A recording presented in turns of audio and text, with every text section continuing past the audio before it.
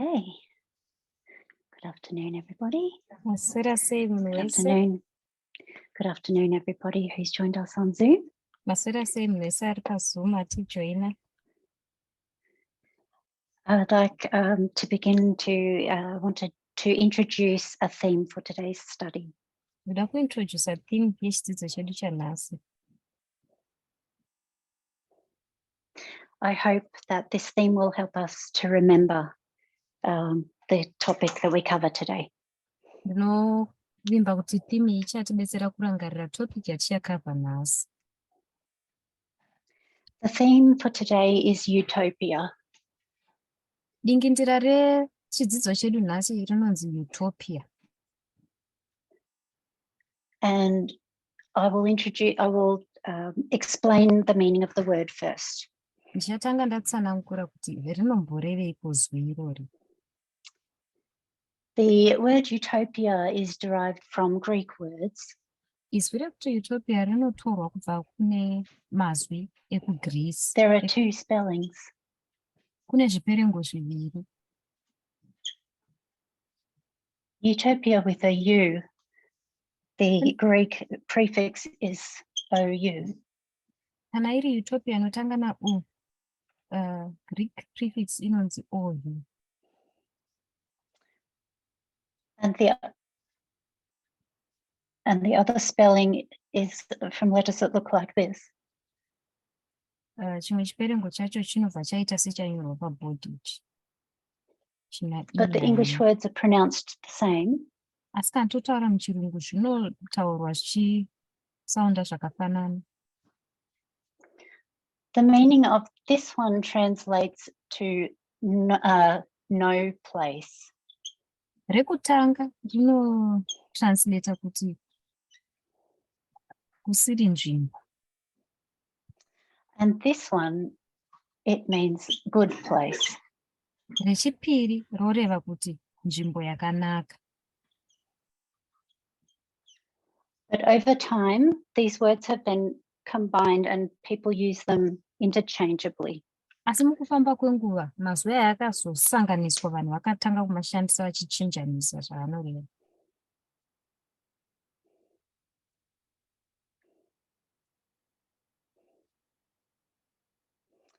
If you take them together, you could make it a meaning such as this. Ukamatora pamwe chete unogona kubuda meaning inotevera. A non-existent society where there is joy and happiness. Inzvimbo isingaexisti, uko kune rufaro rwoga rwoga. It was coined a long time ago for the first time. It was in 1516. Muna 1516 ndo parakatanga kudaidzwa richinzwa ruvara iroro. It was a book that was written in Latin called Utopia. Kune bhuku rakanyorwa neLatin rainyorwa richinzi Utopia. I want to read the quote about this book.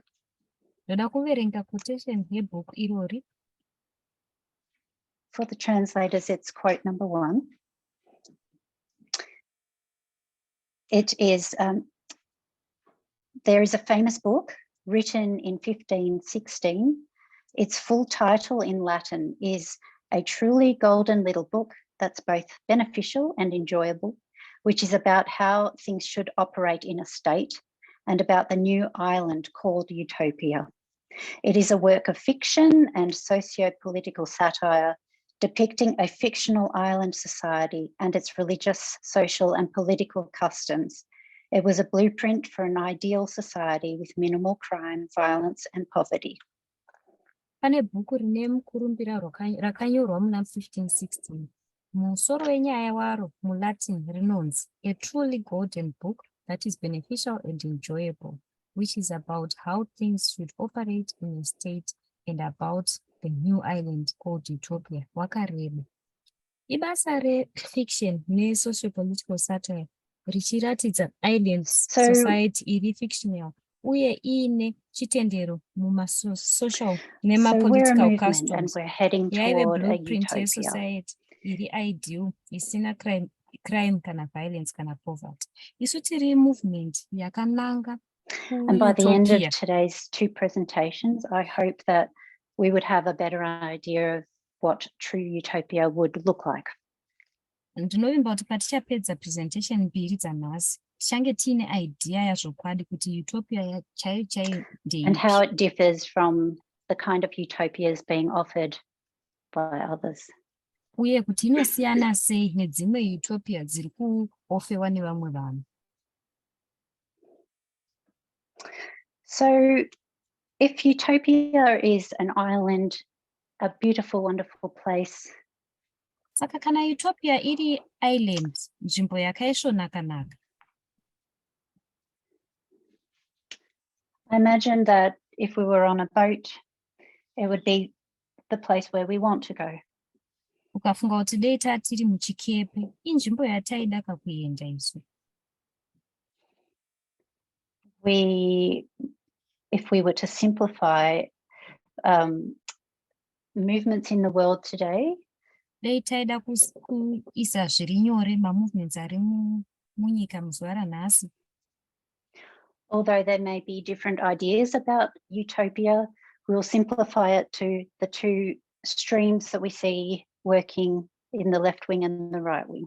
Kunyange kuine ma-different ideas eutopia kuti chii, tinoona kuine two streams nzizi mbiri dziya dzinoshanda ku-right wing neku-left wing. Humanity is moving forward, but they disagree about what a utopia would look like. Vanhu vari kufambira mberi, asi havasi kuwirirana pakuti utopia yacho inofanira kunge yakataridzika sei. But both think that they're heading to a good place and that the other side is taking us to a bad place. Vese vari vaviri vanofunga kuti takananga kunzvimbo yakanaka, asi divi rimwe rinofunga kuti rimwe racho riri kutiendesa kwakashata. There are people who believe traditional families and social structures would be a very beautiful thing. Kune vamwe vanofunga kuti mafamilies ari traditional nema-social structure akadaro zvingava zvinhu zvakanaka chaizvo. But there are others who feel that equal opportunities for everyone would be the true utopia. Koita vamwe vanofunga kuti munhu wese akapiwa mukana wakaenzana ndiyo utopia yakanaka chaiyo.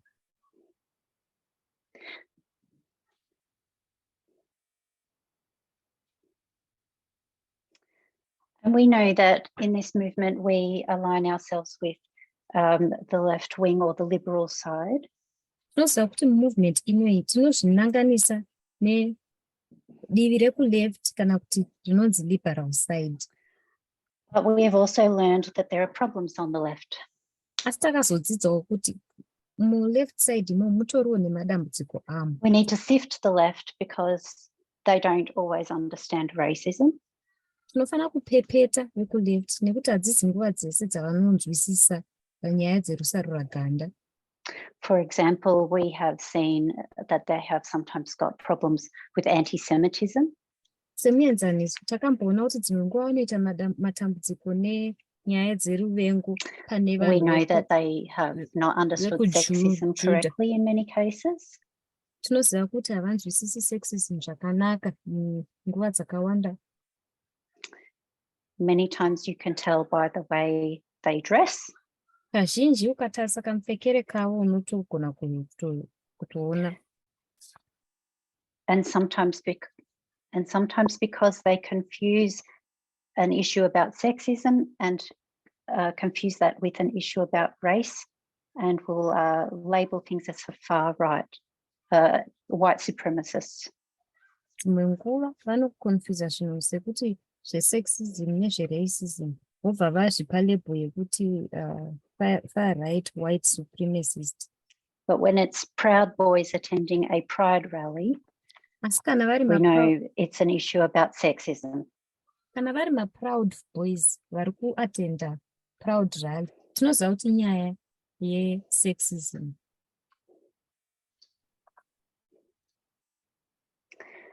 So that's part of what's wrong with the left. ndo dzimwe nguva zvinenge zviri wrong kuleft. But there is more because they are partially blind. Asi kune zvimwe zvakatowanda nekuti vakati pofomarei. They don't have the prophetic message. Havana message yeprofesi. We could be reading the news on the right stream, the true stream of news, getting it from the right sources. Tinogona kunge tichiverenga nhau kubva kumasource chaiwo ari right. And who are they telling us is our biggest threat today? Asiwo vanenge vachitotitaurira kuti munhu wamunonyanya kuchifana kutya ndiani muzuva ranhasi. What type of articles have you been reading that made you feel angry? Ndeapi maarticles amakamboverenga akaita kuti munzwe muchinzwa kutsamwa? And do you feel safe because you do not align with a moral majority type of thinking? Munonzwa muri safe here kana musinga align nemoral majority kufunga kwayo?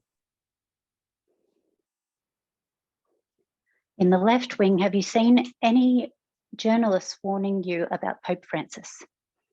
Left wing makambonzwa journalist upi zvake achikupai warning kuti ngwarirai Pope Francis. Are they telling you or Nethinims to be careful with Michael Moore? Vari kukuudzai here kana kuti manethinims kuti ngwarirai Michael Moore? What is more dangerous? Is it something that is obviously bad? Chinonyanya kuve chiri dangerous ndechekuti chinhu chiri pachena chakashata zvakadaro. Or is it something that looks very similar to the truth? Kana kuti chinhu chakanyanya kufanana nechokwadi. You won't get that warning from the news. Iyi warning hamuipiwi mumapepanhau kana munews. You need the prophetic message to give you the other half of what you need. Unotonida message yechiprofita kuti uwane rimwe half rezvaunonida. It's not only dangerous because it's similar to us. Hazvina kungoyipisisa nekuti zvakafanana nezvedu. It is very dangerous because it is nearly ready for its work. Zvinoita dangerous nekuti zvakutova ready kubasa razvo. Our prophetic message teaches us that the papacy will begin its work at Sunday law. Message yedu yechiprofita inotidzidzisa kuti papacy ichatanga basa rayo paSunday law. And we are not fighting the old papacy. Hatisi kurwisanisana nepapacy yekare. We'll be fighting a new and modernized and refreshed and restructured modern papacy. Tiri kurwisana nepapacy yechimanje manje yakagadzirwa patsva yakuenderana nezviri zvechimanje manje. We know the papacy and we use the term the counterfeit. Tinoziva papacy, vara ratinowanzoshandisa ndiro rekuti counterfeit. I will read a definition of the counterfeit for the translators. It's quote 2. Ndichaverenga definition yecounterfeit. Counterfeit is to forge, to copy or imitate without authority or right to do so, with the aim to deceive or defraud by passing the copy or things forged as that which is original or genuine. Counterfeit kugadzira kopi kana kutevedzera usina authority kana right yekuzviita uine donzvo rekunyengedza kana kurasisa vanhu nenzira yekushandisa kopi iyoyo sekunge ndiyo original kana kuti ndiyo genuine iyo isiri. So who is the counterfeiter? That's Satan. Saka ndiani uyu mutevedzeri? Ndiye Satan. Who is the original artist? That's God. Ndiani original artist? Ndimwari. And by creating a forgery, Satan is stealing from God. Mukugadzira chinhu chakada kunofanana chisiri chechokwadi, Satan ari kubira Mwari. By cleverly trying to recreate a similar work that God is doing. achiita zvinoungwa ari kuzama kuda kutevedzera basa iro riri kuitwa naMwari. The threat that we face, it looks very good, very nice. Threat yatakatarisana nayo inoratidzika yakanaka chaizvo, inoita yakaisvonaka nayo. And for many of us, that is a very dangerous thing to think about. Kuvazhinji vedu chinhu chiri dangerous chaizvo ukada kufunga nezvazvo. Our work begins at Sunday law for the world. Basa redu ratinoitira nyika rinotanga paSunday law. And we have become better and better in our methodology with practice over time. Nekupractice takawanikwa tichive nani, tichiwedzera kuita nani pakushandisa methodology yedu nekufamba kwenguva. The early messages by Elder Jeff were making some observations about events. Mamessages ekutanga aiitwa neElder Jeff vaiongorora mamwe maevents aiitika. The message that came in 2012 was more specific and clear about time. Message yakazochiuya 2012 yakanga iri more specific, ichitaura nezvenguva. And by the time we got to 2018, it was very clear both about time and the way it would look.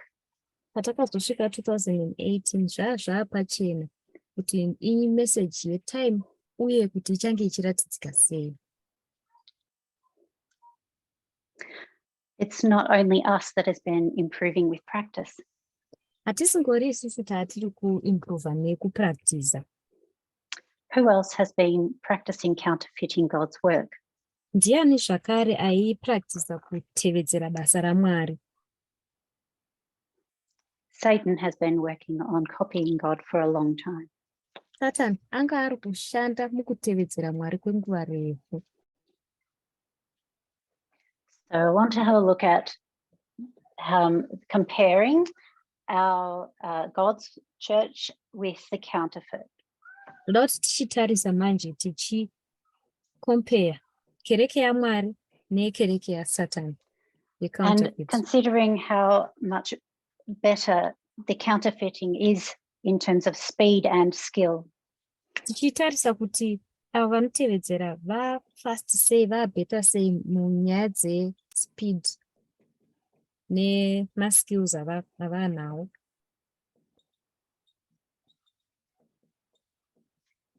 We're looking at the speed and skill of the counterfeiting. Tikutarisa speed uye skill rekutevedzera kwakuitika. If we pick a date, a general time where God had transitioned his church from a theocracy to the separation of church and state. Tikatora date iro kereke yakatransitiona kubva kune theocracy kuita church yaMwari, tinogona kuchuza date ra34 AD. The counterfeit of that, when Satan has separated church and state, we could place a date of around 538. Panozotevedzerwa basa iri, Satan paanoitawo zvekuchinja kubva kutheocracy kuenda kuchechi, tinoisa date ra538. It's a simple copy, about 500 years apart. Kutevedzera kuri simple kune makore akada kuita 500 pakati. Then we could look at the Millerite time period of 1798 to 1844. Tinozogonawo zvakare kutarisa time period yemaMillerites ya1798 kusvika 1844. The alpha of our history. Kutanga kwenhoroondo yedu. Without going into the study in depth now, we have other studies to show how closely Satan counterfeited this. Tisingazodziki nenyaya yechidzidzo chacho, tine zvimwe zvidzidzo zviriko zvinoratidza kuti Satani akatevedzera nemo sei maevents iwayo. 1798 lines up with 1899. 1798 inonangana na1899. And 1844 lines up with 1945. 1844 ichizonanganawo na1945. The understanding of reform lines at that time was in terms of scatterings and gatherings. Kunzwisisiwa kwema-reform lines munguva iyoyo kwaiva maererano nema-scatterings nema-gatherings. And that is what Satan counterfeited using the same model. Ndizvo zvakatevedzerwa naSatani achishandisa model yakafanana iyoyo. We would also line up 1888 with 1989 history. Tinonanganisawo 1888 nenhoroondo ya1989.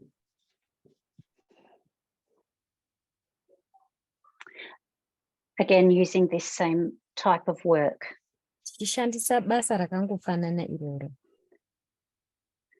And again, we have about 100 years difference, almost exactly 100 years. Unoona makore akada kuita 100 years pakati. So Satan is learning the kind of things that work to tidy up the church and is copying it. Basa iro riri kuitwa kutidy up kugadzirisa kereke. Satani anoritevedzerawo zvakare. I want to move into our own line now, starting with 1989. Kupinda mulaini redu tichitanga negore ra1989. And the waymark that is lined up with this is 2001. Waymark rinonanganiswa neiyi i2001. We can see it's a lot closer in time. That's 12 years difference. Tinoona kuti mumaererano nenguva zvakuda kuswedera pedo nepedo zvine makore 12 pakati chete. This waymark we place two reformers that will help take a group of people from a mess to ready for work. Pawaymark iyi tinomaka mareformers maviri vanobetsera kubvisa vanhu kubva mumesi yavari kuzoenda parinani kumberi uko kunoita basa ravo. We have Elder Jeff as the first messenger, and Elder Paminda is marked in this history, though not so obviously.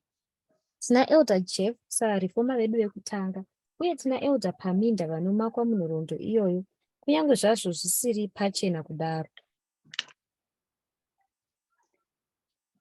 Jeff is the reformer. Elder Jeff ndivo reformer. In the counterfeit, we have Joseph Ratzinger and George Bergoglio marked here. They will be the same people as Pope Benedict and Pope Francis. Mucounterfeit tina Bergoglio na Pope Francis na Ratzinger, sorry. Ratzinger is not a pope yet, but he takes the position of trying to clean up the sexual abuse scandals in the church. Ratzinger asati apope asi anenge achida kugadzirisa sexual scandals aiwanikwa arimo mukati mekereke.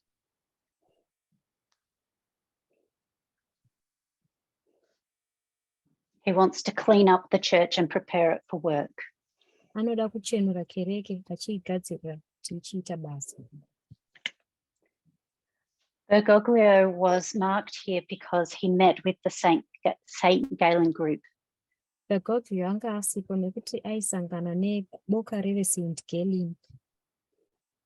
So he's not very visible yet, but he can be marked at this time at the end waymark for them. Saka anenge asati akunyatsokuonekera asi tinogona kumaka panguva iyoyo ye-time of the end yavo. The next waymark we have was 2001, 9/11. Waymark rinotevera ratinaro i2001, 9/11. And in some studies that were done, we marked the death of Saul here, the death of leadership. Mamwe studies aimboitwa kare taimaka kufa kwaSaul ipapo, kufa kweutungamiriri. a transfer from the SDA conference to this movement.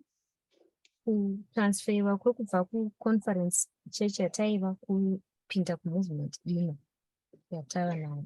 This lines up with 2005, the death of Pope John Paul II. Izvi zvinobva zvanangana na2005 kufa kwaPope John Paul wechipiri. And now we've got 4 years difference. Tobva tazoita makore mana, mukawa wemakore mana. When we get to 2012, Patinozosvika pana 2012, the first reformer, the first messenger, rejects the message of time. reformer wekutanga kana kuti messenger vekutanga vanoramba message yenguva. This marks a failure for the first messenger. Zvichibva zvamaka kutadza kwekutanga kwamessenger vekutanga. Now, in the counterfeits line, it is also 2012 that we mark failure for the first messenger. Muline remacounterfeit tinomakawo zvakare first messenger failure ipapo na2012. And now we have 0 years difference. Hapachisina makore padifference yazvo. And this failure here we mark as the scandal that was brought out in the Vati Leaks scandal. Kutadza uku tinokumaka sefailure yakaunzwa nescandal iya yemavati leaks. Evidence that the first reformer who intended to clean up the abuse scandal had failed to do so. Evidence yaivapo yekuti reformer wekutanga aifana kuclean up scandal iyi akanga atadza kuzviita. So we have 500 years, 100 years, 12 years, 4 years, and 0. Saka unotanga uine mukaha we500 years woenda pa100 wozoona dza12 dzosvika pa4 popedzisira pasina. And now we are running, makore stepping on each other's toes. zvinezvi takutotsikana zvigunwe. In 2014, we had a change of leadership, a prophetic change of leadership. Muna 2014 isusu takava nekuchinja kweutungamiriri. Elder Jeff is ended here and it transfers to Elder Paminda. Elder Jeff vanogumawo ipapo zvobva zvatransferiwa kuenda kuna Elder Paminda. And we won't be talking about the role of Elder Tess in this study. Mustudy ino hatisi kutaura nezvebasa raElder Tess. In this equivalent one that we line up, we place 2013. It's actually 1 year sooner. Mune iyi yatalaina up tinomaka 2013 wakutoona kuti rakatotitangira negore. And the explanation for this fact is that Satan had accepted the message on time and was able to work out that a change of leadership would be required at this waymark. Kutsanangudzo kwacho kwainzi Satani akanga agamuchira message yetime akakwanisawo kuona kuti utungamiriri hwake hwaizochinjawo panguva iyo ya2013. We had the retirement of Pope Benedict announced, which was a historic, very rare event. Pope Benedict vanoannouncwa kuritaya kwavo chaiva chiitiko chiri chisionekwe chisina kunyanya kujairika. And he was replaced by Pope Francis, the second reformer. Anobva atsiridzwa naPope Francis anova reformer wechipiri. There were places that these first messages were not prepared to go, that a second messenger would be required to take the movements. Pane dzimwe nzvimbo idzo first messenger asina kusvika, zvaizorequire messenger wechipiri kuti asvitse message idzodzo.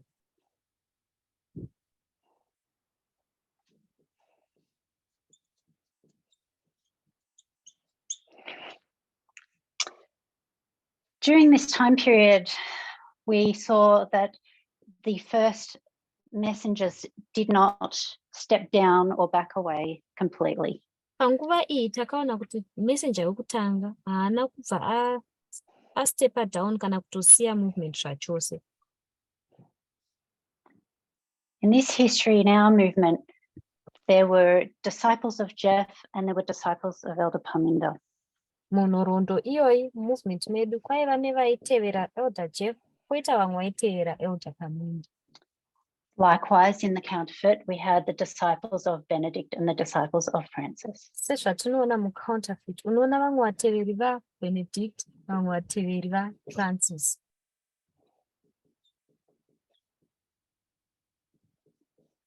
These disciples were in conflict with each other. Vateveri ava vaiva nemakakatano pakati pavo. By the time we get to April 2019, Patinozosvika kuna April 2019, there is a work of the first messenger to undermine the message of the second messenger. pane basa rinoitwa remessenger vekutanga kuti vadzikisire pasi basa ramessenger wechipiri. In the very same month, we had the same thing happen in the counterfeit. Tine zvinhu zvakafanana zvakaitikawo mudaendo yevacounterfeit. This one was a study done on half right and half wrong by Elder Jeff, and this one. Ichi chaiva chidzidzo chakaitwa chehalf right half wrong chakaitwa naElder Jeff. And this one was a 6,000-word essay that was written by Pope Benedict at the time. Iyi yaiva essay imwewo yakanyorwawo naPope Benedict. Yaiva nemavara 6,000 panguva iyoyo kudzikisira basa raPope Francis. By the time we get to 2019 in this movement, we have a split. Patinozosvika muna 2019 mumovement iyi panova nekupatsana. We have the movement and FFA. Tinobva tava nemovement ino kudivi FFA. And at this waymark, we see the first messenger comes out in open opposition at this point. Waymark iri tinoona kuti messenger wekutanga anobva abuda pachena achipikisa zviri pachena kokutanga. And again, we see this counterfeited very similarly when Pope Benedict had participated. He co-wrote a book called From the Depths of Our Hearts. Tinoonawo basa rakafanana kucounterfeit apo Pope Benedict akaparticipata mukunyora bhuku rinonzi From the Depths of Our Hearts. Kana ndisina kukanganisa kunzi.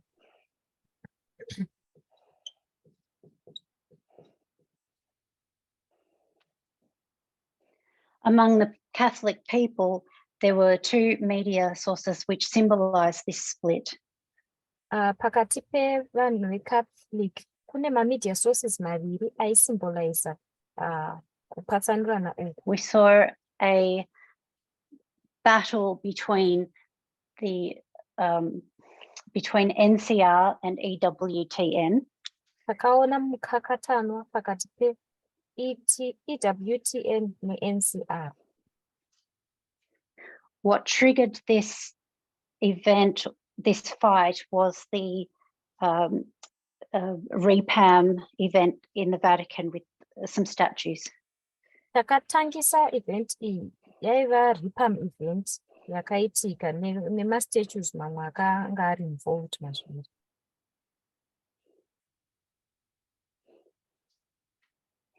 When we look at our movement at this point in time, we looked very scattered and torn.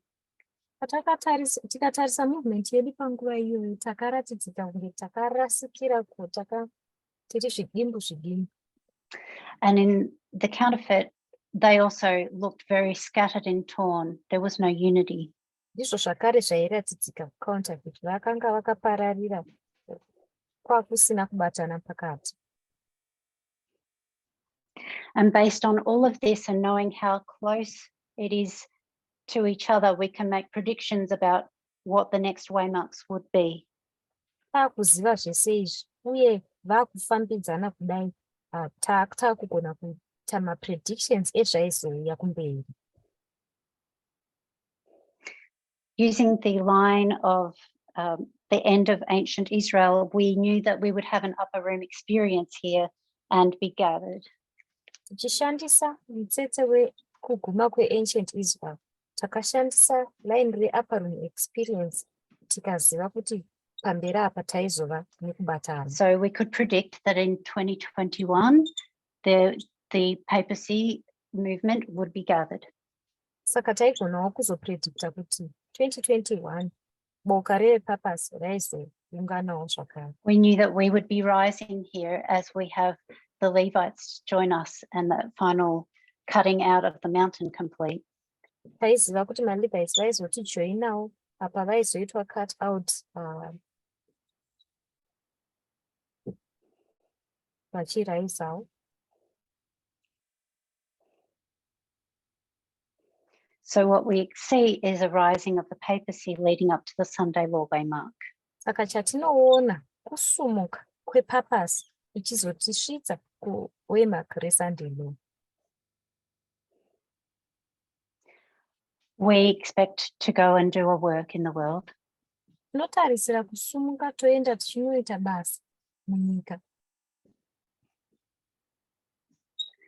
And the papacy would also begin to do its work in the world. Vepapasi vanotarisirwawo kutangawo kuita basa ravo munyika. We would be a line of success using the model of failure, success. Isusu tinenge tiri line resuccess tichishandisa model iya yekuti failure, success. And this is also their Omega history. They had failure, and this is success. Iyi ndiyowo nhoroondo yavo yekupedzisira yaivawo nefailure, then success. And everything from 1989 or 2001 to the Sunday law is a work of preparing to do this work. Chese chachiri kuitwa kubva 1989 muline redu kana 2001 muline recounterfeit raiva basa rekugadzirira basa richazoitwa paSunday law. And now we find ourselves here, just as the work is about to begin. Isu taakuzviwana tiri apo basa raakuda kuchinotanga. So what kind of work is it? How does it fit in with what's happening in Protestant America? Is the papacy and elements of the United States colluding together? Is that one option? Basa rinoratidzika sei? Ibasa ripi richange richiitira kuAmerica? America nepapasi vari kubatana here? Vari kuita mubatanidzwa here? Richaratidzika sei? Or is Protestant America going to give homage to the papacy, and the papacy just is passive during this time and accepts the homage? Kana kuti America, Protestant America ichabva yaita pay homage kupapasi, asi papasi inenge iri passive panguva iyi here? Are they passive or active from Sunday law forward? Vanenge vari passive here, vari nechekuseri, kana kuti vari active vari pamberi munguva yekuSunday law? To look at this a little bit more, we're going to go to another study. Kuti tinyatsokuongorora izvi zviri nani, tinogona kuenda kune chimwe chidzidzo. We're going to look at the Third Diadochi War. Tichatarisa hondo yechitatu yemadhaidhoki. We're going to look at the Babylonian War, which is part of that story. Tichatarisawo hondo yekuBhabhiloni inova part yenyaya and see if we can learn what may be happening right now as we're going through this history. Toona kuti tine zvatingadzidza here kune zviri kuitika munguva ino patiri kuenda mberi nenhoroondo iyi. So I'm just going to move the camera now to the other board. Saka ndichangotaridza kamera kuti itarisane nerimwe board. We'll do a little bit of revision of the Third Diadochi War. Tichaita kudzokorora kudiki kweDiadochi War yechitatu. Not looking at every element. Hatisi kutarisa ma-elements ese. Because I want to focus on the relationship between the papacy and the United States. Nekuti ndoda kuti tinyanye kufokasa paukama huripo pakati pepapasi neAmerica. Another line that could be studied is World War I, which lines up with the Third Diadochi War. Rimwe line rinodzidzwa World War I rinonangana neDiadochi yechitatu. So we'll begin with this line and then we will start making some applications as we go. Tichatanga nemutsetse tozotanga kuita maapplication pakuita. At this waymark, which we would line up with 1989, we have Antigonus fighting the King of the South with two allies, Python and Seleucus. Pawaymark patinolanganisa na1989 tina Antigonus achirwa akabatana nevashamwari mbiri, Python naSeleucus.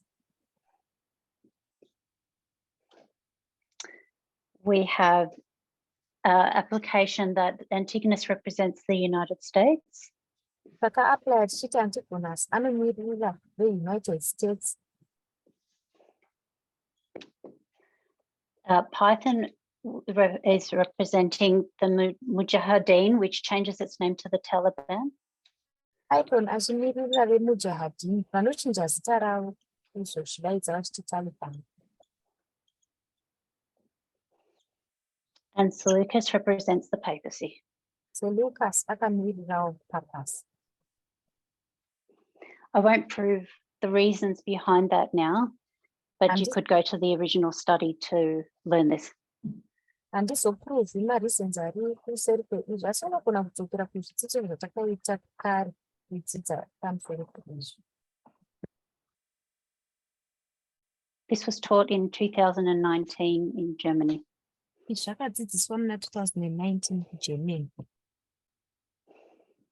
So we have President Reagan, Saka tina President Reagan, John Paul II, representing the papacy, and we have the Mujahideen working in Afghanistan. Saka Reagan kuAmerica, John Paul II vachirepresenta papacy, then Mujahideen. All working together to defeat the King of the South, but only one of these was physically fighting. John Paul II papacy was not fighting. Vachiita mushandira pamwe kuti vawisire pasi mambo wekuzasi, asi one wavo ndiye airwa ivo veMujahideen, asi John Paul II vaisarwa. The papacy was doing a different work at the time. Papacy yaiita basa rakasiyana panguva iyoyo.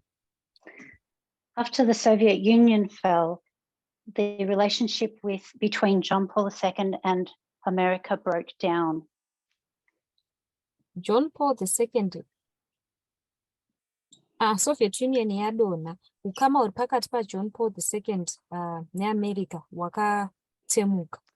Over the Gulf War, John Paul II was very much against the United States doing that. Panyaya yeGulf War, papacy yakanga isingadi chaizvo kuti America iende kunorwa Gulf War iyoyo.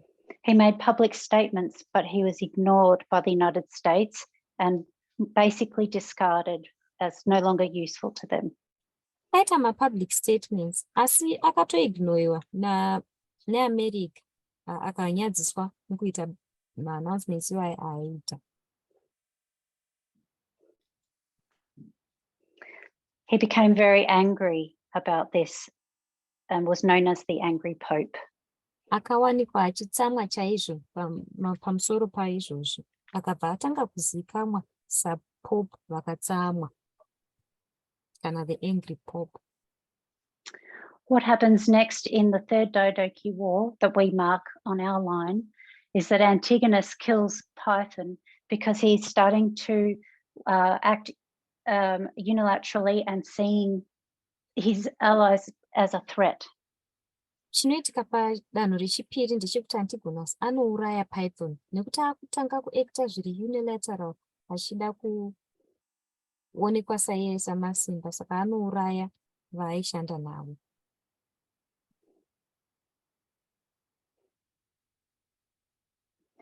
When Python is killed, Seleucus can see what Antigonus is doing, and he goes to Egypt and he warns the who used to be the enemies, Lysimachus, Cassander, and Ptolemy, about what Antigonus is doing.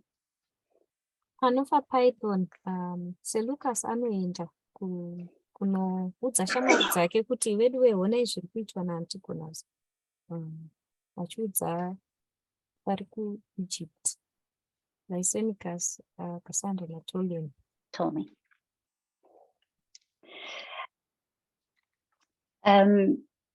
we line that waymark up with 2001, the war in Afghanistan and the overthrow of the Taliban. Iri waymark tinorinanganisa na2001.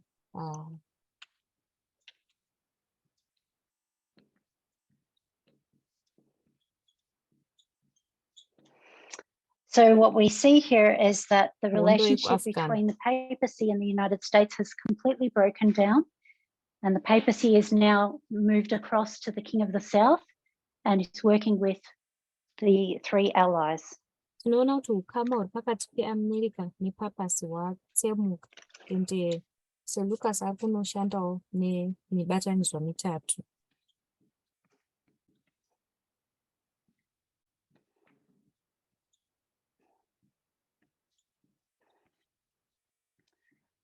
The relationship between the papacy and the United States breaks down and is never restored for the rest of this line. Ukama huri pakati peAmerica nepapasi hunobva hwatsemuka, hauzorestore muline iri. Because Seleucus never goes back to being Antigonus's ally for the rest of this history. Seleucus haana kuzombodzokera kunoita mushandira pamwe naAntigonus for the rest of line. They become competitors. Vanobva vava vanokwikwidzana. In the next waymark, we have the three allies giving Antigonus an ultimatum. Muwaymark rinotevera tine ushamwari hutatu hunopa Antigonus ultimatum. And we mark this as 2003, the invasion of Iraq. Apa tinopaisa pa2003 pavanonoinvada Iraq. The France, Germany, and Russia gave the United States an ultimatum. VeFrance, veGermany neveRussia vanopa America ultimatum. It's an ultimatum, but the United States ignored it. The ultimatum asi veAmerica vanongozviignora. The next waymark, we have the Battle of Gaza. That place can also be called Raphia, but it's not the same Battle of Raphia that we find in Daniel 11. Waymark inotevera ndiyo hondo yepaGaza. Inozivikanwawo senzvimbo yeRaphia, asi haisiriyo waymark iya yatinomaka seRaphia paline redu. Haisiriyo. I mean, it's not the same battle. Harisiri, ndoreva kuti harisiriro hondo yeRaphia yatinomaka iya. Antigonus has left the area and he left his son Demetrius in charge. Antigonus asiya nzvimbo iyi, abva asiyawo mwana wake Demetrius ari in charge. Demetrius is not an experienced fighter. Demetrius haasi murwi ane experience yakanyanya. So the King of the South approaches Demetrius's army, but the generals are discouraging Demetrius from fighting. Mambo ekuzasi vari kurwa naDemetrius, asi magenerals vari kuti Demetrius usaenda kunorwa.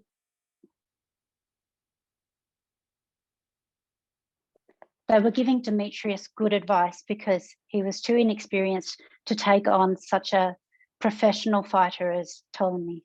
Vaipa Demetrius advice yakanaka nekuti anga asati ane unyanzvi hwekutora Ptolemy muhondo. Ptolemy anga ane unyanzvi hwakanyanyisa.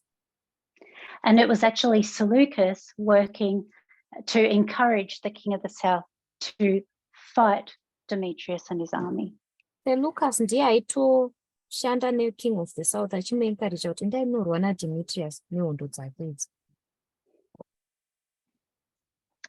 This was 2019, what we know as the Battle of Raphia.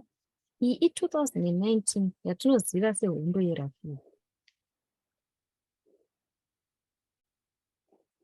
It was a battle over the spheres of influence between the United States and Russia.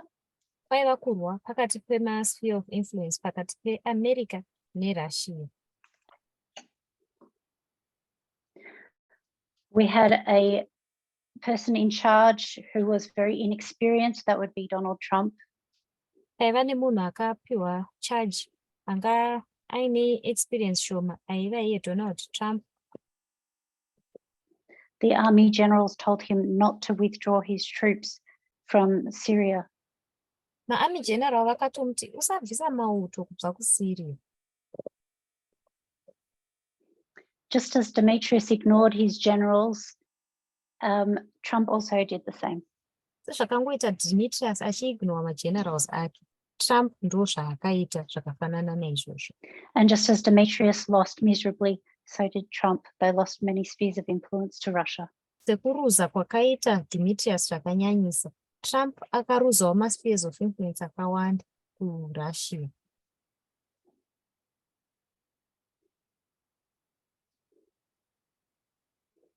This was a very happy year for Vladimir Putin. He was very celebrating a lot that year.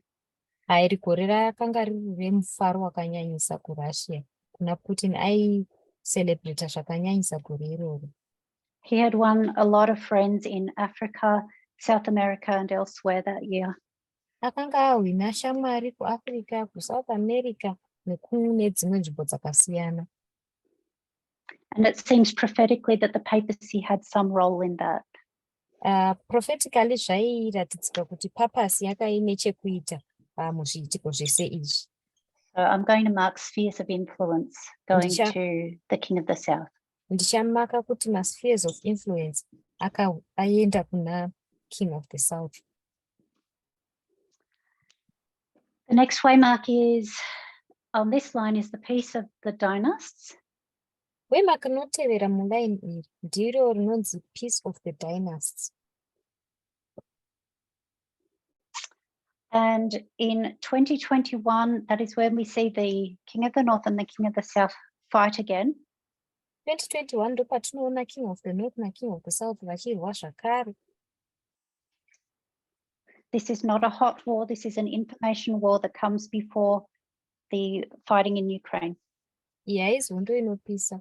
I-information war inouya against kurwisana kunoitika kwekuUkraine. In the Diadochi War, it's when Antigonus had come back to help and to support Demetrius. Tichitasa mumadhiadochi war ndo apo Antigonus akanga adzoka achida kunobatsira Demetrius uyo airwa.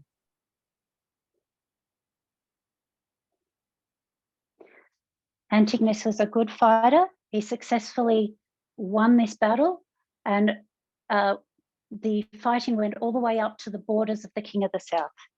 Antigonus aiva murwi mukuru, akarwa zvakanakisisa muhondo iyi, akarwa kusvika pamaborders King of the South. He probably could have invaded and conquered the King of the South, but he had two distractions that stopped him. Aigona kutopindawo akakurirawo mauto aKing of the South, asi ane zvinhu zviviri zvakamumisa, zvakamudisrupt. Seleucus wants to retake his former territory of Babylon, and the Nabateans are also creating trouble. Seleucus ari kuti ndoda kutora territory yangu iya yeBabylon. Koitawo maNabateans vari kuuyawo nerimwe rutivi. So this battle ends with a peace, a treaty, and doesn't actually go through and finish the job. Saka battle iyi rinopera nepeace treaty, harizoendereri mberi mukupera kurwiwa. In 2021, Putin was using information warfare in the lead up to the Ukraine war. Muna 2021, Putin aishandisa nzira ye-information warfare paakazosvika kuhondo. The United States is just starting now to try fighting information warfare also. America yanga yakungotangawo kuda kugona kurwisanisana ne-information warfare. We have an experienced fighter come and run an information war campaign, which is highly successful against Russia. Pane murwi ane experience anouya achirwisanisanawo neinformation warfare iyi, zvinobva zvavapa kukurira chaizvo veRussia. The warfare that the war that they do, it is over Russia's spheres of influence. between the two countries. Hondo yavanorwa iri pamusoro pe2 maspheres of influence eRussia. So America wins the hearts and minds of other countries. They don't go into Russia itself. America inowina mwoyo nepfungwa dzevanhu vemune dzimwe nyika idzi, asi havapindi mumaborders eRussia.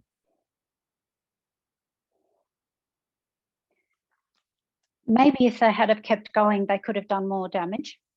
Pamwe dai vairamba vachizoenderera mberi vaizogona kukonzeresa damage yakakura. You may recall that the Pandora Papers came out in 2021 as well. Ngatirangarire kuti mapepa aya ePandora akabuda muna 2021 zvakare. There's a lot of information in there that they have been using since as well, but there was much going on at that time. Kune information yakawandisa yavaishandisawo kubva ipapo zvakare, asi zvakanyanya zvakaitika muna 2021. But they become distracted by the papacy. Vakazokanganiswawo nevepapasi. And the Nabateans are related, descendants of Ishmael. They represent Islamic groups. MaNabateans irudzi rinobva kuna Ishmael, vanomiririra veIslam. 2021, we had the Taliban retake Afghanistan and all the chaos that ensued there trying to evacuate people. 2021 ndo panotora Taliban inouya yoita retake Afghanistan, toona mhirishonga yese inoitika mugore iroro kunzvimbo iyoyo. And whatever the papacy was doing, I'm not aware of. Zvaiitwa But nevepapasi prophetically, they were doing something. handisati ndakuziva, asi prophetically vanomakwa kuti vanenge vachiita chimwe chinhu.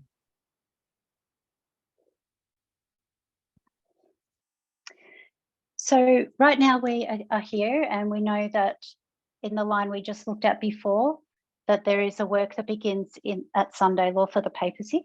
Saka zvino tiri apa ende tachitaisa mune rimwe line riya kuti paSunday Law pane basa rinotangwa nevepapasi. And during this time period in the Diadochi War, this was a battle between Antigonus and Seleucus called the Babylonian War. Munguva iyi mubattle yeBabylon War yaiva hondo pakati paAntigonus naSeleucus. Making application, we can see that it's the United States versus the papacy, and the papacy wins this battle like Seleucus did. Takuapply unoona kuti yeAmerica yairwisana nepapasi ende saSeleucus akahwina, papasi inohwinawo hondo iyi. So does this mean that the United States is going down and will no longer be a power? Zvoreva here kuti America iri kudzika ende haichazovi masimba? Not necessarily, and we'll look at why. Hazvisiri izvo zvazvinoreva, tichatarisa kuti nemhaka yei. The other question we may have had about them working together and colluding is clearly not correct, because we see the relationship is not friendly. Mumwe mubvunzo uya wataimbova nawo kuti havanenge vane ushamwari vanoshandira pamwe chete, tinoona kuti hazvisiri izvo zviri pachena nelaini ratatarisa. So what does it mean for the papacy to win this battle? What would it look like? Zvinogoreveiko kuti papasi inohwina battle iyi? Zvinotaridzika zvakadii? In the Diadochi War, we see that this is when the Seleucid dynasty is established. Muhondo yeDiadochi tinoona kuti ndo panoestablishwa dynasty inonzi Seleucid dynasty. This lines up with our expectation that the papacy would be restructured, reformed, and ready for its work. Zvinobva zvananganawo nekutarisira kwedu kwekuti papasi inova restructured, yoitwa reformed, yobva yagadzirira basa rayo.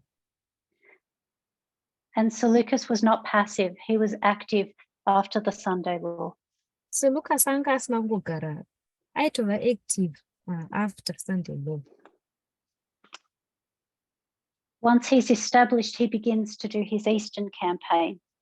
Adzika midzi anotanga kuita campaign yake yekueast. Out of that campaign, he's able to achieve for himself 500 war elephants. Mucampaign iyoyo anokwanisa kuzviwanira 500 nzou dzekurwa nadzo.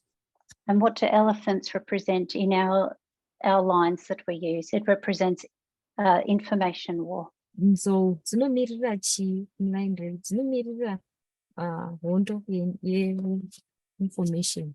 In this battle, Seleucus did not win Antigonus's territory. He won his own space. Mubattle iyi seLucas haana kuhwina territory yaAntigonus, akahwina space yake iye pachezvake. He carved out his own territory so he could do his own work. Akazvigadzirira territory yake kuti agone kuita basa rake pachezvake. Antigonus lost the fight over Babylon, but he went home to the west. Antigonus akaruza hondo yeBabylon, asi akadzokera kumba kwake kuwest.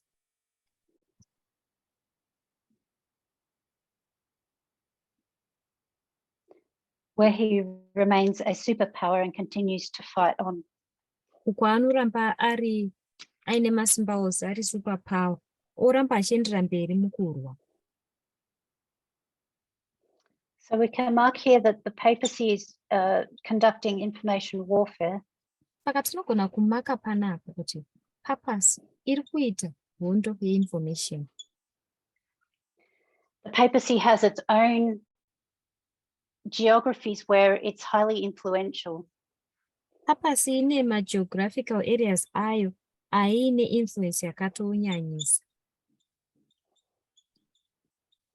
So we expect to see work by the papacy in certain areas of the world. Tinotarisa kuona papacy mune dzimwe nzvimbo pasi tenderere. And the United States continues to do its work in its own areas. America ichiramba ichiendera mberi mukuita basa rayo muma-areas ayo. They don't work as one in unity. Havashandi vari pamwe chete vari mumubatanidzwa. Havazi shamwari. The United States is not simply creating a Sunday law and the papacy just sits back and rests and does nothing. That's not the case. America haisi kungogadzira Sunday law, papacy yakazembera zvayo isina zvairi kuita. The papacy has its own message, which is very similar to the true. Papacy ine message yayo yega yakatofanana chaizvo neyechokwadi. At the very beginning of the line, we see the work of, we see the papacy and also the United States working. Pakutanga tinoona papacy uye America vachishanda. Here they're allies, but at the Sunday law they're not. Kwekutanga ishamwari, asi kuSunday law vanenge vasisiri. We mark the deadly wound being healed at the Sunday law. Tinomaka ronda rinouraya richipora paSunday law. When the deadly wound is healed, it is not the Protestantism combining church and state that is fulfillment of the deadly wound of the papacy. Panopora ronda iri kupora kwepapacy.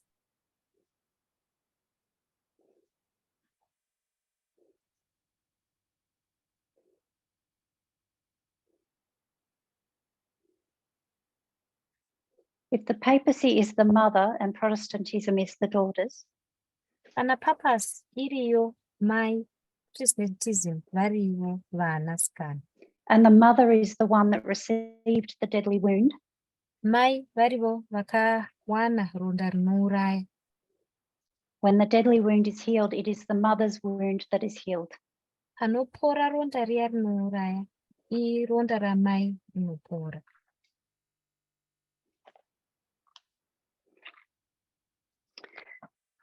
So we'll continue in the next study, but I'll do a quick review. Saka tichaenderera mberi muchidzidzo chedu chinotevera, asi ndichangoita review yekukasira. We began by looking at the idea of utopia and the different ideas people have about an ideal world we could live in. Tatanga tichitarisa pfungwa yeutopia uye pfungwa dzakasiyana-siyana idzo vanhu vainadzo yekuti nyika yakanakisisa chaizvo ndeipi. We know we moved from the right wing to the left wing, so we are closer to them. Tinoziva kuti takabva ku-right wing tikaenda ku-left wing, saka tiri padyo neve-left wing. We know that there are problems in the left wing. Tinoziva zvakare kuti mu-left wing mune matambudziko arimo. They don't always understand sexism and racism, but they also don't understand the threat of the papacy. Hadzisi nguva dzose dzavanonzwisisa sexism neracism, havatonzwisisiwo zvakare threat inova iyo papasi. The reason the papacy is such a threat is because it so closely copies us. Mhaka iyo papasi iri threat kwatiri inyaya yekuti inotevedzera zvakanyanyisa izvi zvatinoita. So the message will look very nice unless you look very closely. Saka message yacho inoratidzika yakanaka chaizvo, inenge ine kufanana kwakanyanyisa. The purpose of the counterfeit work or the forgery is to steal those Nethinims that are God's people out of, to steal them from God, people that belong to God. Basa reve-counterfeit nderekuba ma-Nethinims vanga vari vanhu vaMwari, kuvaba kubva kuna Mwari kuvaisa vavo. And the fight between our movement and the counterfeit is a fight over God's people in the world. Hondo iri pakati pedu ne-counterfeit kurwira vanhu vaMwari vari pasi rese. And we can also get caught up in these things as well. Priests, Levites, and Nethinims all need to be careful. Tinogonawo kuita caught up mune zvinhu zvipriests, ma-Levites, ma-Nethinims, saka tofanira kuve careful.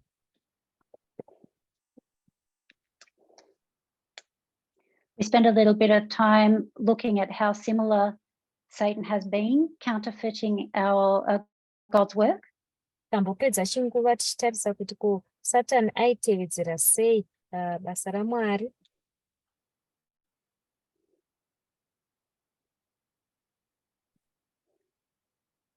The same things are happening with them as is happening with us. Zvakafanana As we are living it, they are also living the same. Zvakafanana zviri kuitika kwavari ndo zviri kuitika kwatiri. Patiri kutozvirarama, ivo vari kutozviraramawo.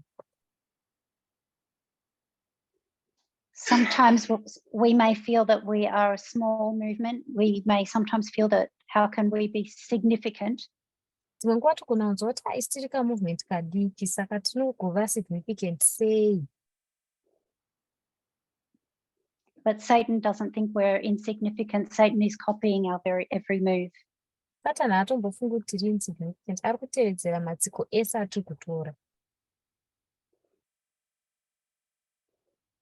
Why would you copy something that was not going to do a great work? Ko unogotevedzererei chinhu chachisi kuzoita basa guru.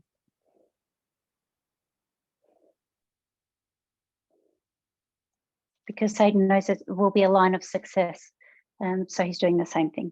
Nekuti Satani anotoziva kuti iri laini richabudirira, saka anotoita achitevedzera zvinhu zvakafanana. And in all of this, we can see that the United States and Protestantism is doing a separate work to what the papacy is doing. Mune zvese izvi tinogona kuzoonawo zvakare kuti America neProtestantism vari kuita basa rakasiyana neriri kuitwa. It's not helpful to forget or ignore the work of the papacy. Hazvitibatsiri kuignore kana kukanganwa basa repapasi. Because the very fact that it's so similar to us makes it extremely dangerous. Nekuti iyo nyaya yekuti vakanyanya kuzofanana nesu ndo inotoita kuti vave more dangerous kwatiri.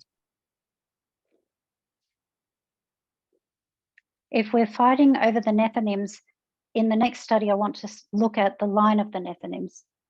Kana tiri kurwira maNethinims, muchidzidzo chinotevera ndoda kuti titarise mutsetse wemaNethinims. As we compete with the counterfeit for the hearts and minds of Nethinims, what should we say to them?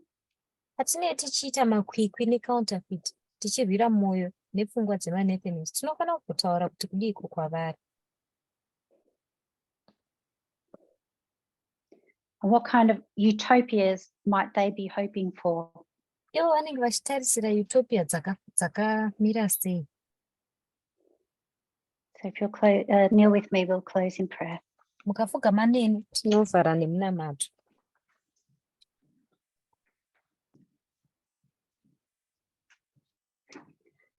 Our God in heaven, I want to thank you for the prophetic message that we have. Mwari kudenga tokutendai neprophetic message yatawana. 34 years of work is given us precious truths that we need at this time. 34 makore ekushanda akatipa chokwadi chiri precious chatinonida panguva ino. While we need to watch the news and be aware of events and to be horrified by sexism and other inequalities in the world, Apa tichifana kuona news tichityiswa chaizvo nesexism dzinoitika pasi tenderere. we need to beware not to fall either the papal ditch or the Protestant ditch. Tinofanirawo kungwarira kusadonhera kupapal ditch kana kuti kuprotestant ditch. It is only the prophetic lines which gives us such clarity on these things. Prophetic lines ndo oga anotipa priority pazvinhu izvi. So we want to praise you and thank you for leading this movement since 1989 until now. Toda kutendai nekukuvongai nekutitungamirira movement ino kubva 1989. As we study the lines, it increases our faith. Patinodzidza maline anotowedzera kutenda kwedu. And we know that you will continue this work till the end. Toziva kuti basa iri richaenderera mberi kusvika kumagumo. We would ask that you would breathe energy and desire into our hearts that we may study these things. Tokumbirawo kuti mutifemerewo masimba uye zvidokwa doko mumwoyo medu kuti tikwanise kudzidza zvinhu izvi. Because this fight is of cosmic importance. Nekuti kurwa uku kune importance yakakura zvikuru kwazvo. So please help us to understand what a true utopia would look like as we continue for the rest of today. Saka tidetsereiwo tinzwisise kuti utopia yazvokwadi inenge yakamira sei patinoramba chienda mberi mukudzidza panhasi. In Jesus' name we pray. Amen. Muzita raJesu tinomunamata. Amen. Thank you for joining. Maita basa.